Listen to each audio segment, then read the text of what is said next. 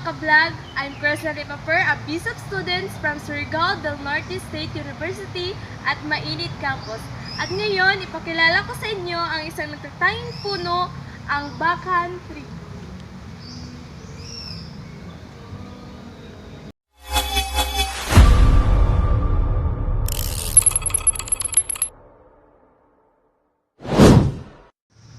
Ang Bacan Tree ay may scientific name na Litsi philippinensis at kabilang ito sa family na Lauraceae.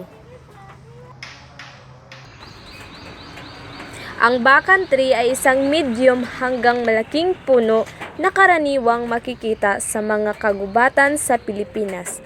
Isa ito sa mga native tree species na tumutulong sa ating ecosystem. Makikita natin ang dahon nito ay makintab at kulay berde dahil kabilang ito sa Lauraceae family. May natural oils ang dahon nito kaya minsan ay may bahagyang amoy kapag dinikdik. Bilang isang agroforestry student, mahalaga ang Bacan Tree dahil nagbibigay lilim, tumutulong sa pagpigil ng soil erosion at nagsisilbing tirahan ng mga hayop.